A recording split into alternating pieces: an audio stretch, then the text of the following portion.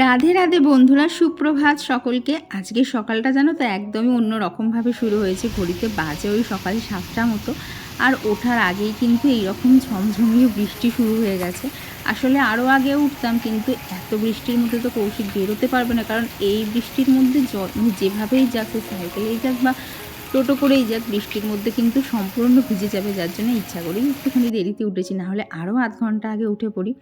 তো সকালবেলা উঠে এরকম বৃষ্টি বৃষ্টি ঠান্ডা ঠান্ডা ওয়েদার বেশ তো ভালো লাগছিল, তবে তার মধ্যে সবথেকে সমস্যা ছিল এই যে এত জোরে বৃষ্টি হচ্ছিল, আর আমার এই দিকের ঘরের দেয়ালটাতে পুরো বৃষ্টির ছাঁটটা আসছিল, যার জন্য একদম হুড়হুড় করে ঘরের মধ্যে এরকমভাবে জল পড়ছিল। তো কি আর করা যাবে, কিছু করার নেই। কি বলো তো, মিস্ত্রি খুঁজেই পাওয়া যাচ্ছে না, মানে আসবো করে না, তারা কেউ আসছেই না। আসলে ছোটো কাজ তো কেউই আসতে চাইছে না। তবে এখন দেখা যাক কবে সব কিছু ঠিকঠাক করা হয়।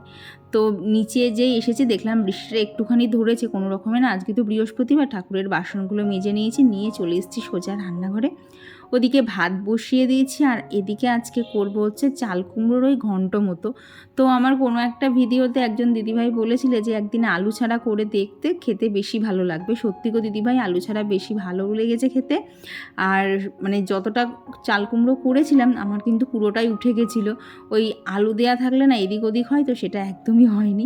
তো থ্যাংক ইউ গো এটা বলার জন্য। আমি কোনো দিন এখনও আলু দিয়ে করিনি, এই ফার্স্ট করেছি, আর খেতেও খুব সুন্দর লাগছিলো। তো ওদিকে দুটো গ্যাসে তো দেখলে একদিকে ভাত একদিকে চাল কুমড়ো বসিয়ে দিয়েছি, আর এদিকে হচ্ছে 11-ওর যে এগ বয়লারটা ছিল সেটার মধ্যে হচ্ছে ডিমগুলো সিদ্ধ করতে বসিয়ে দিয়েছি।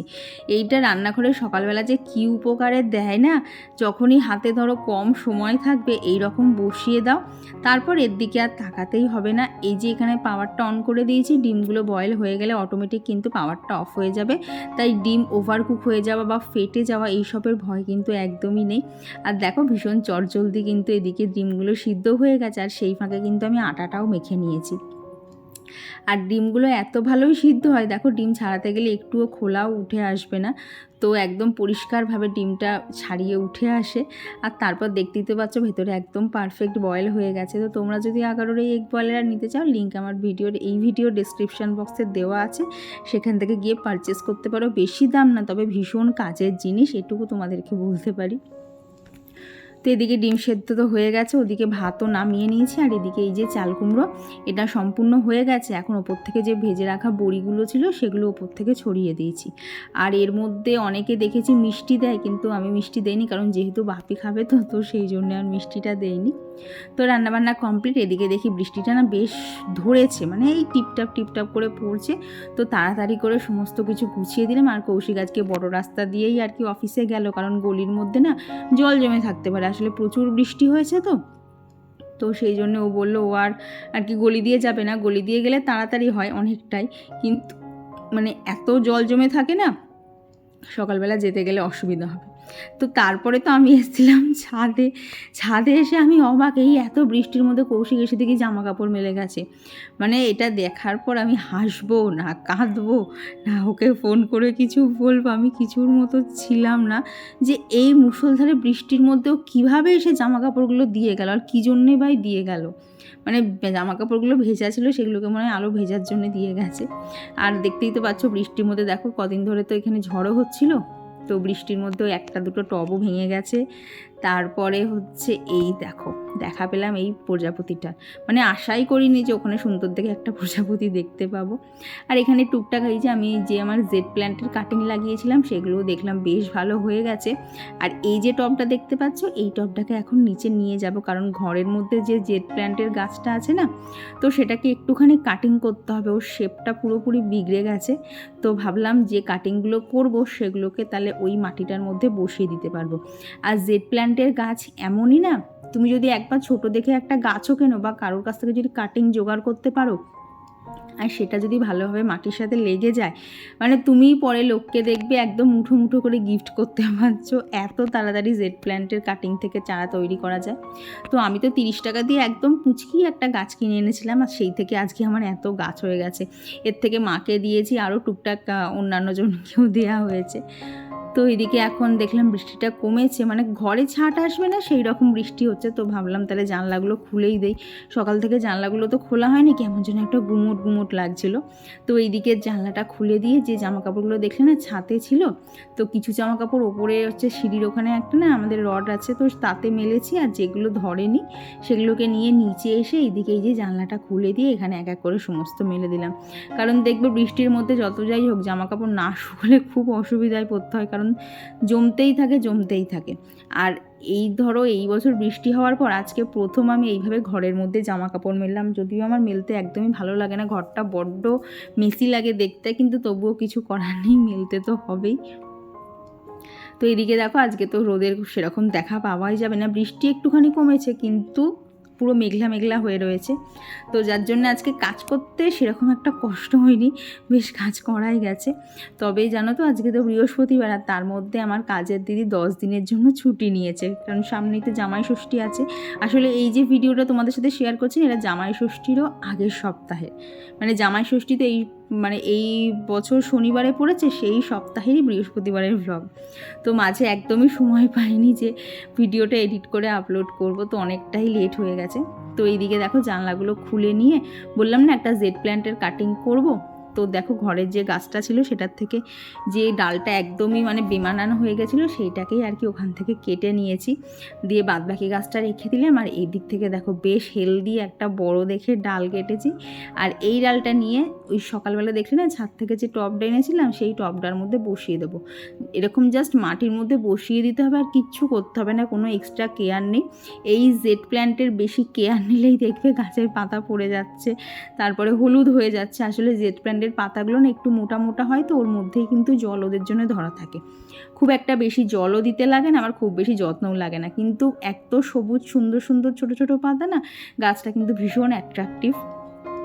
তো মোটামুটি এখন আর সকালবেলা কিছু গাছের কাজ করব না, কারণ যেটুকু যা কাজ করেছি প্রায় আমার আধা ঘন্টা 40 মিনিট ওখানেই চলে গেছে। মানে কৌশিক বেরিয়ে গেছিলো তখন 8টা 10 মতো, তারপরে ছাদে গেছিলাম, নিচে নেমে এসে দেখি 9টা 5 ভাবো কতটা লেটে ঘরের কাজ শুরু করেছি। তো এইবার এক এক করে ঘরে যে কাজগুলো আছে সমস্ত আর কি করে নেব।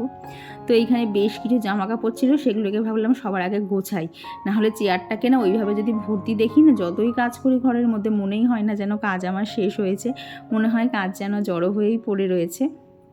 তো ভাবলাম আগে জামা কাপড়গুলো গুছিয়ে নিই, তারপর টুকটাক যা কাজ আছে সেইগুলো করব। যদিও আজকে বেশি কাজ করার সময় পাবো না, কারণ বললাম না দিদি আসবে না, তো যথারীতি অনেক বাসন জমে আছে সকাল থেকে, প্লাস রান্না করার শেষেও অনেকগুলো জমবে, তো সমস্ত বাসন কোসন মাজা, তারপর বৃহস্পতিবারের পুজো, অনেকটাই সময় লাগবে। তো সেই জন্যে বেশি আর এক্সট্রা কাজ কিছু করব না আর কি, যেটুকু না করলে নয় সেইটুকুই তাড়াতাড়ি করে নিচে যাব। আর কি বলো তো, যতই আমরা গুছিয়ে সংসার করতে ভালোবাসি না কেন, তাই বলে দেখবে সারাদিন কাজ করতে কিন্তু একদমই ভালো লাগে না। তো যত তাড়াতাড়ি সমস্ত কাজ ছাড়া যায় তত দেখবে একটা নিজের মধ্যেও স্যাটিসফ্যাকশান কাজ করে, আর তারপরে চারিদিক পরিষ্কার থাকলে মনটাও বেশ ভালো লাগে। তো এদিকে একটা বেড কভার ছিল, সেটাকে গুছিয়ে জায়গায় দিয়ে দিয়েছি। আর আজকে বৃহস্পতিবার সেরকম একটা ডাস্টিং করতাম না, কিন্তু কি বলতো এই যে ওয়ার্ড্রপের এই সাইডটাতে একদম জানলার পাশে বেশ ধুলো পড়েছিল, আর কাঁচের কালারগুলো যেহেতু কালো, ওই কালোর ওপর যখন ধুলোগুলো পড়ে না ভীষণ বাজেভাবে বোঝা যায়। তো ভাবলাম বেশি কিছু আর ডাস্টিং করবো না, এই সামনেটুকু একটুখানি আর ওইদিকে আমার আয়নাটা একটুখানি মুছে নেই, তাহলেই হয়ে যাবে। আসলে আয়নার কাঁচটা তো অনেকটা বড়, ওই ধুলো পড়লে না তখন মুখ দেখার সময় ভীষণ মানে বাজে লাগে, কেমন যেন ধুলোগুলো চোখের ওপর বাঁধে। তো এইটুকুই আজকে ডাস্টিং করবো, ব্যাস তারপরে সোজা চলে যাব হচ্ছে রান্নাঘরে। হ্যাঁ, মাঝখানে ঘর ঝাড় দেওয়া, ঘর মোছা, এগুলো তো করতেই হবে। এইগুলো হচ্ছে আমাদের দেখবে দৈনন্দিন কাজ, ভালো লাগুক না লাগুক, সময় যেভাবেই হোক বার করি না কেন, ঘর ঝাড় দেওয়া, ঘর মোছা, এইগুলো তো করতেই হবে। তো চলো এদিকে কাজ করতে করতে তোমাদের সাথে কিছু কমেন্ট শেয়ার করি। তো আমার গত ভিডিওতে তোমাদের সাথে বিরিয়ানি রেসিপি শেয়ার করেছিলাম, তো বেশ কয়েকজন আমায় কিছু সাজেশান দিয়েছো, প্লাস অনেকেই বলেছো ভীষণ ভালো হয়েছে। তো চলো সেই কমেন্টগুলোই কিছু তোমাদের সাথে শেয়ার করি। তো কার্ল ডিটেলস থেকে বোন কমেন্ট করেছো, বিরিয়ানি বাড়িরটাই ভালো লাগে আমার, জানো তো, আর শেষে কোল্ড ড্রিঙ্কস রোদে মানে কোল্ড ড্রিঙ্কস থাকলে তো জমেই যায় ব্যাপারটা। কোল্ড ড্রিঙ্কস খাওয়াটা ভালো না, জেনেও মনের স্বাদের জন্য খাই। তবে কি বলো তো, দেখবে কোল্ড ড্রিঙ্কসটা খাওয়ার পর না, যদি হেভি কিছু খাওয়া হয় কোল্ড ড্রিঙ্কসটা খাওয়ার পর কিন্তু খুব তাড়াতাড়ি হজম হয়ে যায়, যদি ওটা খাওয়া খারাপ। কিন্তু দেখবে বাইরে রাস্তাঘাটে বেরোলে আমরা তো যে জিনিসগুলো খাই একটাও খাওয়া হেলদি না, প্রত্যেকটাই শরীরের জন্য ক্ষতিকারক, তবুও তো মুখের স্বাদের জন্য আমরা খেয়েই থাকি। আর সালিনা খাতুন আইডি থেকে দিদিভাই কমেন্ট করেছো, আমারও তোমার ভিডিও দেখতে খুব ভালো লাগে, রোজ সকালে সবজি কাটতে বসে তোমার ভিডিও দেখি। থ্যাংক ইউ দিদি। আর কমেন্ট করেছো সুরবিদি, তো সুরবিদি লিখেছো বিরিয়ানিটা দেখে খেতে ইচ্ছা করছে। আসলে কি বলো তো, বিরিয়ানি ফুচকা এগুলো এমনই না, তুমি যদি আমার ভিডিওতে নাও বা দেখো, দেখবে ফোনে ধরো রিলস দেখছো, সেখানেও এমনভাবে প্রেজেন্ট করে মনে হয় সামনে যদি একটুও পাওয়া যেত খুব ভালো হতো। আসলে এই ফিলিংসটা আমার খুব হয়, আর স্পেশালি হয় ফুচকার সময়। ওই ফুচকা জিনিসটা যখনই আমি দেখি, আর পেছনে এত সুন্দর সুন্দর গানগুলো দেয়া থাকে না, এমনি মনে হয় ফুচকা পেলে এখন খেয়ে খাওয়া যেত। তো আর গত ভিডিওতে পিঙ্কু গোড়াই আইটি থেকে দিদিভাই কমেন্ট করেছো হোম ট্যুর দিও নিচের ঘরে প্লিজ। না গো দিদিভাই, নিচের ঘরের হোম ট্যুর দেওয়া যাবে না, বাপি অপছন্দ করবে। তো ওপরেরটা না দেওয়ার ইচ্ছা আছে, কিন্তু শরীরটা তো ভালো যাচ্ছে না, যার জন্য এক্সট্রা করে না ভিডিও একদমই শ্যুট করতে পারছি না। তো দেখবো খুনি, অনেকেই তোমরা বলো প্রায় 1 বছরের ওপর তোমরা আমাকে বলছো হোম ট্যুর দিতে, তো দেখছি গো কবে দেওয়া যায়। তো আর শাশ্বতী ধারা আইডি থেকে দিদিভাই কমেন্ট করেছো বিরিয়ানিটা দারুণ হয়েছে দেখতে, থ্যাংক ইউ দিদি। আর মমিন শেখ আইডি থেকে দিদিভাই একটা সাজেশান দিয়েছো বিরিয়ানির ক্ষেত্রে, যে বিরিয়ানির মধ্যে দুধের মধ্যে সরাসরি ফুড কালার না মিশিয়ে অল্প দুধে মিশিয়ে পরে সেইটা একদম ওপর থেকে অল্প করে ছড়াতে, পুরো লেয়ারে না দিতে। তবে তুমি যে মানে সাজেশানগুলো দিয়েছো অবশ্যই গো আমি নেক্সটবার ট্রাই করবো। তো তোমার সাজেশানটা মনে হলো যেন বেশ ভালোই কাজ করবে। তো আমি রান্না সেরকম একটা কিছু জানি না, যেটুকু জানলাম মানে যেটুকু জানি তার উপরে মনে হলো তোমার প্রসেসটা একবার ট্রাই করে দেখাই যেতে পারে। কারণ দেখবে বিরিয়ানি এমন একটা জিনিস না, একদম পারফেক্ট বিরিয়ানি করতে গেলে কিন্তু অনেক জায়গা থেকে অনেক কিছু শিখতে হয়, সেটা আমার মানে মনে হয়। কারণ একবারে ঝট করে কোনো কিছুই একদম পারফেক্টলি শেখা সম্ভব না। তো তুমি যেগুলো সাজেশানগুলো দিয়েছো অবশ্যই আমি পরের বার আর কি যখন করব তখন সেগুলো আর কি ফলো করার চেষ্টা করব। আর আমিনা দিদিভাইও বলেছে আমার বাড়ির হোম টুর দিতে, দেখছি গো দিদিভাই কবে দেয়া যায়। আর কেয়া সাহা আইডি থেকে দিদিভাই লিখেছে চিকেন আর সাথে বিরিয়ানিটা খুব ভালো হয়েছে, থ্যাংক ইউ গো। আসলে গতদিন বিরিয়ানির এত কমেন্ট পেয়েছি, মানে যতগুলো কমেন্ট পেয়েছি তার মধ্যে বলতে পারো বেশিরভাগটাই বিরিয়ানি রিলেটেড। তো যাই হোক, এদিকে দেখো ওপরের কাজ ছেড়ে নিচে চলে এসেছে, ওদিকে মাছে নুন হলুদ মাখানো কমপ্লিট হয়ে গেছে। আর আজকে করবো হচ্ছে কচু আর আলু দিয়ে মাছের ঝোল। গরমকালে দেখবে এই কচু আলু দিয়ে মাছের ঝোলটা আমাদের বাড়িতে প্রায়ই হয়, কারণ ভীষণ ভালো লাগে খেতে। তো এদিকে মাছগুলো ভেজে নিয়ে তারপরে যেরকমভাবে আর কি ঝোল করে সেই রকমই করবো, এর তো আর কোনো রেসিপি শেয়ার করার নেই। কারণ এই রেসিপিগুলো সবসময় আমাদের বাড়িতে কিন্তু কম বেশি প্রত্যেকের বাড়িতেই হতে থাকে। তো আর গত ভিডিওতে একজন দিদিভাই কমেন্ট করেছো দিদি তোমার বিরিয়ানিটা দেখতে সুন্দর লাগছে, আমরা তো চিকেন ডিম এইসব খাই না, তবুও তোমার রান্নাটা দেখতে ভালো লাগে। ঠিক আছে, চিকেন ডিম খাও না মানে খাও না ঠিক আছে, কিন্তু এখন তো পনির বিরিয়ানি বা বলো সয়া চাপ দিয়ে বিরিয়ানি এইসব তো অনেক কিছুই উঠেছে, তো সেগুলো ট্রাই করতে পারো, ভেজের মধ্যে সেগুলোও বেশ ভালো। আর সুচরিতা মণ্ডল দিদিভাই লিখেছে বিরিয়ানিটা দারুণ হয়েছে, থ্যাংক ইউ দিদি। আর সুস্মিতা কুণ্ডু দিদিভাই লিখেছে যে হেয়ার টনিকের প্রসেসটা, তো আমি না একদমই দেখানোর সময় পাচ্ছি না, তাই আমি এই ভিডিওতেই প্রসেসটা বলে দিচ্ছি। যেদিনকে তুমি শ্যাম্পু করবে তার আগের দিন রাত্রে মাথার আর কি চুলের লেন্থে লাগাবে না, জাস্ট স্ক্যাল্পে ভালোভাবে লাগিয়ে নেবে, তারপরে কিন্তু চুল বেশি আঁচড়াবে না, তাহলে কিন্তু হেয়ার ফল হওয়ার সম্ভাবনা থাকে। তো ওই অবস্থায় চুলটাকে বেঁধে রাত্রে ঘুমিয়ে পড়লে, তারপর মোটামুটি ধরো যখন থেকে লাগাচ্ছ মিনিমাম 12 থেকে 14 ঘন্টা রাখার চেষ্টা করবে। তারপর যে শ্যাম্পু কন্ডিশনার তুমি ইউজ করো সে যে কোনো, তো সেইটা দিয়ে আর কি চুলটা ভালো করে ধুয়ে নেবে। হ্যাঁ, তবে কন্ডিশনারটা মাস্ট ইউজ করবে, আর কন্ডিশনার মানে স্নানের পর একটুখানি সিরাম ইউজ করার চেষ্টা করবে, তাহলে দেখবে চুলগুলো এত ফুরফুরে হয়ে থাকবে না, মানে হেয়ার ফল অনেকটাই কমে যাবে। তো এরপরেও তোমার যদি কিছু কোশ্চেন থাকে তাহলে কমেন্ট করে জানিও, আমি কমেন্টে রিপ্লাইতে জানিয়ে দেবো। তো এইদিকে দেখো সকাল থেকে রান্না করতে করতে আজকে এত বাসন হয়ে গেছে, তো দিদি তো আসবে না, তো যার জন্য অত বাসন জমেও গেছিলো। তো সমস্ত বাসন একবারেই আজকে নিয়ে বসেছি, কারণ ওপরের ঘরেও কাজ ছিল, সকালবেলা গাছ টাছ নিয়ে নাড়ানাড়ি করেছি, করতে গিয়ে এই বাসন মাজাটা একদমই ইগনোর করা হয়ে গেছে। তো এই বাসনগুলোকে এক এক করে মাজবো, তারপরে রান্নাঘর পরিষ্কার করা, তারপর স্নান, তারপর পুজো। এখন অনেকটা সময় লাগবে। আর এই সময়টা না আসলে এত কাজের চাপ লাগে না আমার বৃহস্পতিবারে, যে বাসন মাজবো না স্নান করে পুজো দেবো, কারণ পুজো দিতেও অনেকটা সময় লাগে। তো যাই হোক, এদিকে সমস্ত বাসনগুলো আমার মাজা হয়ে গেছে। আর তারপরে এখানে রান্নাঘরটার আর কি নিচটা মুছে টুছে নিয়ে রান্নাঘর পরিষ্কার করে একদম নিট অ্যান্ড ক্লিন করেছি। মানে নিট অ্যান্ড ক্লিন রান্নাঘরটা দেখতে খুব সুন্দর লাগে, বাট করতে গেলে যে কতটা সময় লাগে সেটা আমরা যারা প্রতিদিন করি তারাই বুঝতে পারি। তো যাই হোক, স্নান সেরে নিচে চলে এসেছি। এদিকে ফুল ফল যা ছিল সমস্ত গুছিয়ে নিয়েছি। এখন এই যে ঠাকুরের জন্য থালায় থালায় নৈবেদ্যগুলো সাজিয়ে পুজোটা দিলেই ব্যাস আজকের মতো বড় একটা কাজ শেষ হয়ে যাবে। তো আর গত ভিডিওতে বৈশালীনা দিদিভাই লিখেছো বিরিয়ানিটা দুর্দান্ত ফাটাফাটি, থ্যাংক ইউ দিদি। আর শ্রেয়সীস ডেলি লাইফ থেকে দিদিভাই কমেন্ট করেছো তোমার ছাদ বাগানটা একটু দেখিও, এত সুন্দর লাগে তোমার গাছগুলো, কি বলবো। ঠিক আছে গো, দেখাবো। আসলে বৃষ্টির মধ্যে না ছাদের অবস্থা একটু খারাপ হয়ে রয়েছে।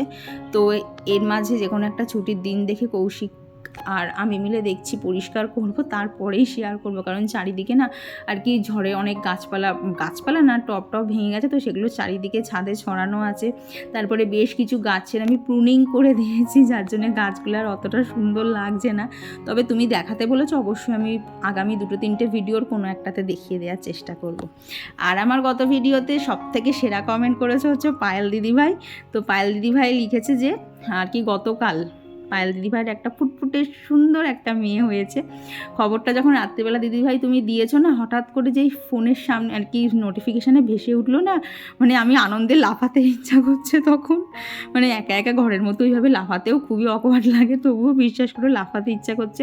আর তখন মনে হচ্ছিলো যদি একবার যদি তুমি ধারে কাছে হতে, তাহলে আমি কালকে সকালে গিয়ে একটুখানি দেখে আসতাম।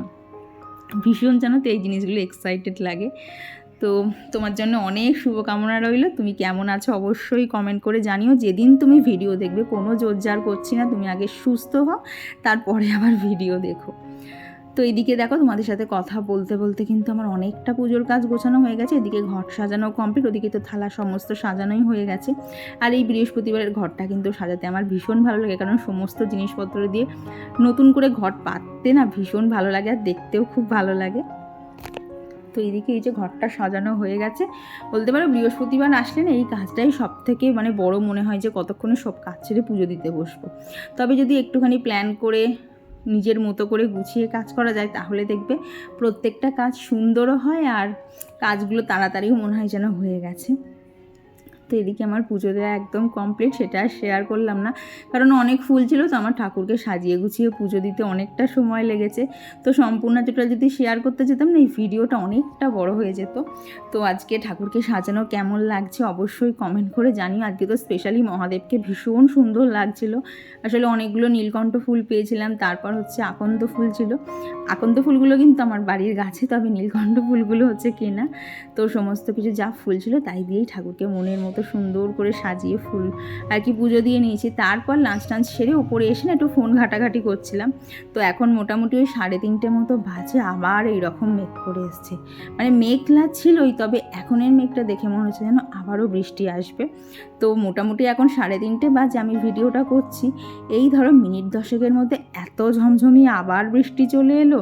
তার মাঝখানে এত বাজ পড়ছে, মেঘ ডাকছে। দেখো আমি সমস্ত জানলা বন্ধ করার পর না একটা পাল্লা খুলে রেখেছিলাম, কিন্তু মানে বিদ্যুতের এত ঝলকানি, বাজ পড়ার আওয়াজ, সমস্ত কিছু চোটে আমি ভয় পেয়ে, আর বাইরে তো দেখতেই পাচ্ছ সাদা হয়ে বৃষ্টি হচ্ছে, সমস্ত কিছু চোটে ভয় পেয়ে আমি একেবারে সমস্ত জানলা বন্ধ করে দিয়েছি। আর এই দেখো উপর থেকে তো জল পড়ছে। তো প্রথমে তো আর কি 2খানা মগ রাখা ছিল, কিন্তু যেই না জানলাটা বন্ধ করেছি, লাল কালারের যে মগটা ছিল সেটা তো গেল পড়ে, কারণ ওইটুকু জায়গায় ধরছিল না। তো কোনো রকমে একটা মগ দিয়েছিলাম, আর ওই যে জলগুলো না ওখানে টপ টপ করে পড়ছে, তো বিছানার চাদর ভিজে যাচ্ছে। তো ওইখানে একটা ছাতা দিয়ে গার্ড দিয়েছি। মানে ঘরের মধ্যে কোনো রকমে কিছু একটুখানি কাজ করে আমি সোজা নিচে বাপির কাছে চলে গেছি। এত ভয় লাগছিল যখন বাজগুলো পড়ছিল, মানে কাঁচের মধ্যে দিয়ে না মনে হচ্ছে না আলোগুলো পুরো কাঁচ ভেদ করে ঘরে ঢুকে পড়বে। তো এইরকম ওয়েদার চলছিল। তো যাই হোক, এরপর তোমাদের সাথে দেখা হচ্ছে সন্ধেবেলা।